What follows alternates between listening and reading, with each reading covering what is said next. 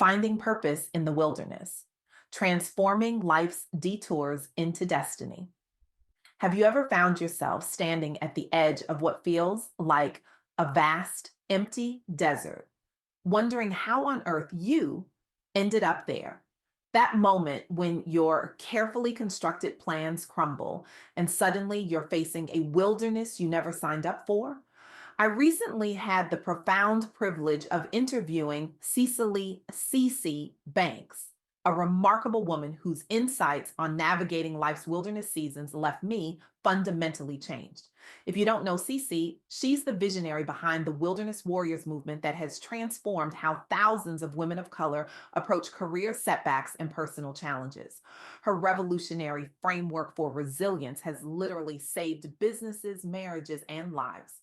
Her wisdom on embracing uncertainty isn't just inspiring, it's revolutionary for Black women facing seemingly insurmountable obstacles in both personal and professional realms.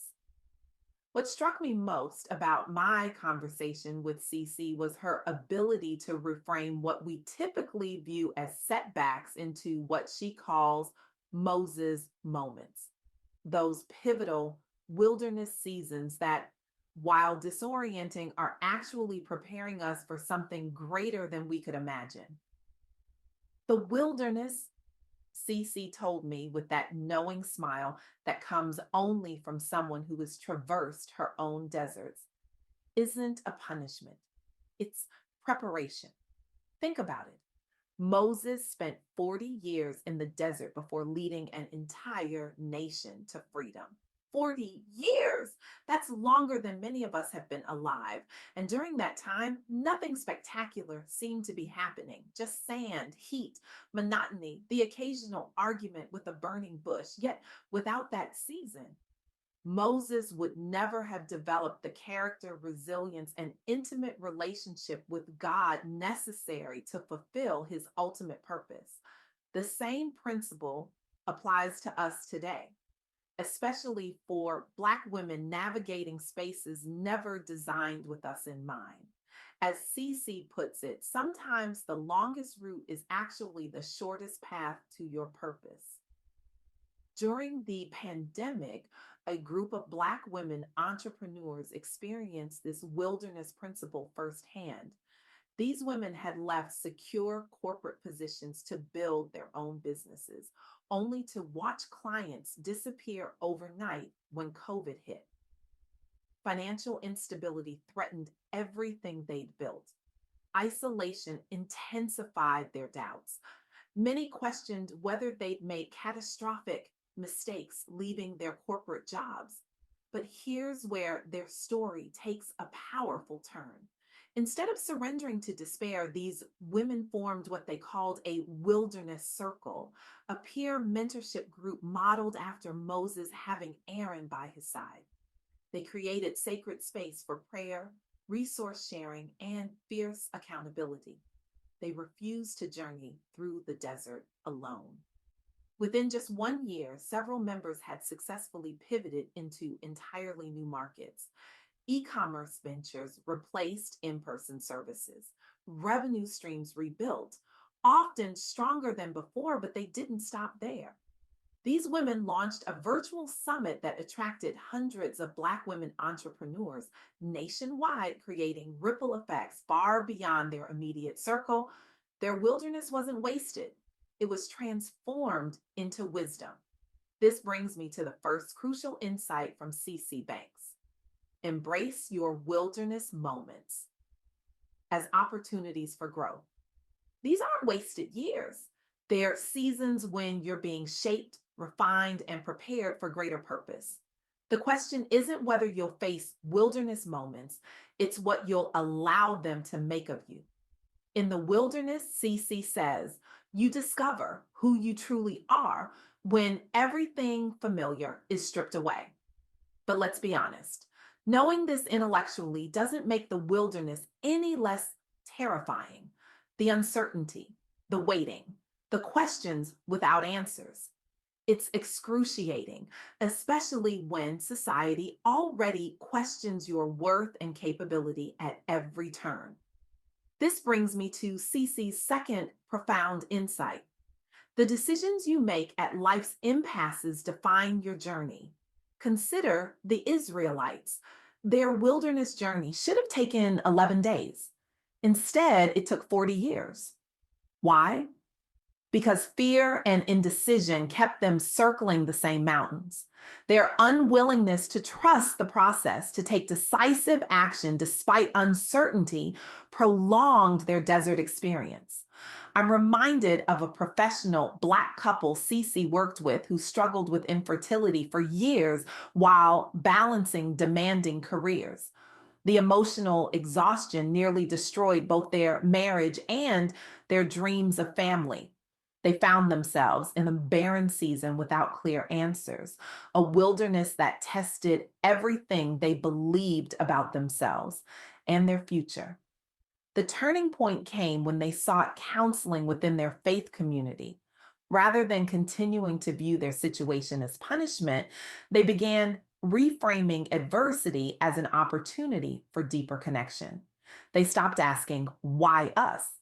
and started asking, "What now?" While still waiting for biological children, they became mentors in their church's marriage ministry, supporting other couples facing similar trials.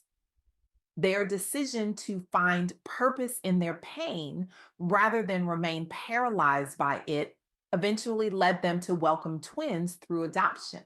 But more than that, they launched an annual retreat, helping other couples navigate grief while finding renewed purpose together.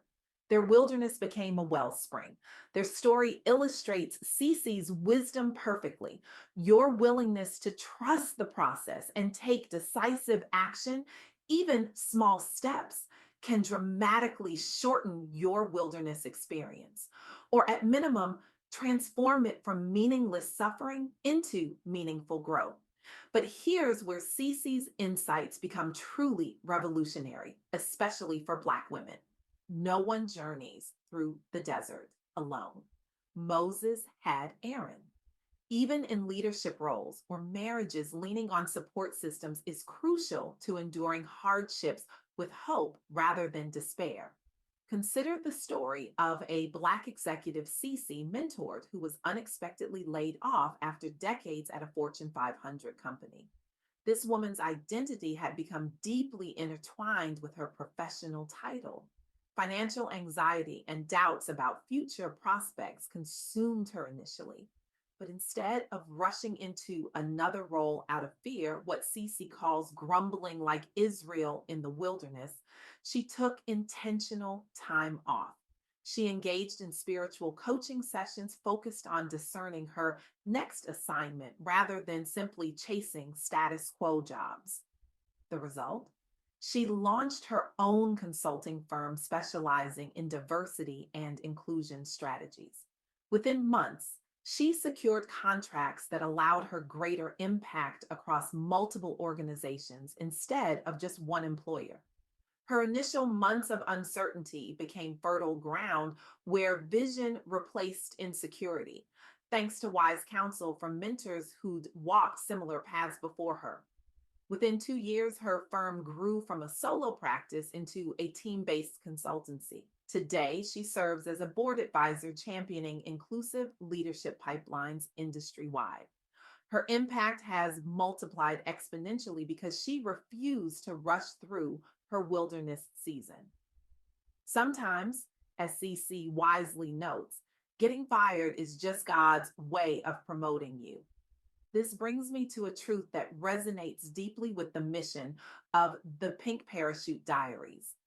In a world where talented Black women are handed pink slips while underperforming men receive golden parachutes, we must recognize that our wilderness seasons often contain hidden opportunities for liberation.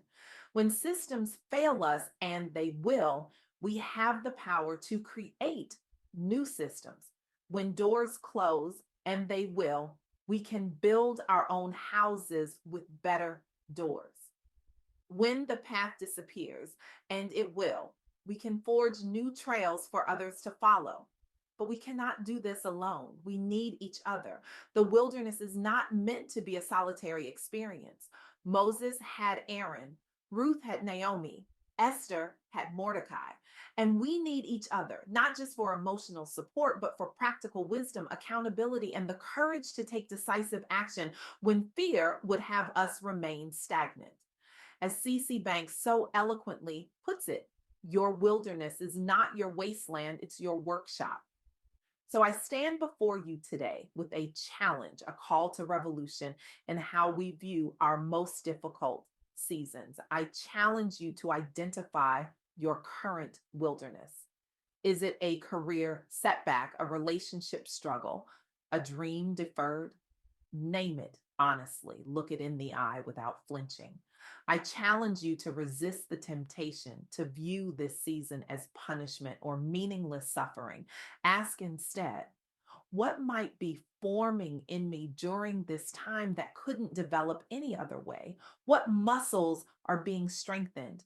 What vision is being refined? I challenge you to make a decision today. What one step, even a small one, can you take right now that moves you forward rather than keeps you circling the same mountain? Commit to it before you leave this room. And finally, I challenge you to reach out both to receive and to give. Who are your errands? Who walks alongside you, holding your arms up when you're too weary to continue? And just as importantly, for whom are you playing this role? The wilderness will come for all of us. That's guaranteed. But how long you stay there, what you become while you're there, and who you bring with you when you emerge, that's entirely up to you. Your wilderness is not your final destination. It's merely the sacred ground where your next chapter is being written. And when you finally reach your promised land, you'll understand that the desert wasn't a detour. It was the only path that could have prepared you for the purpose that awaited you all along. The question isn't whether you'll face the wilderness. The question is, will you have the courage to let it transform you?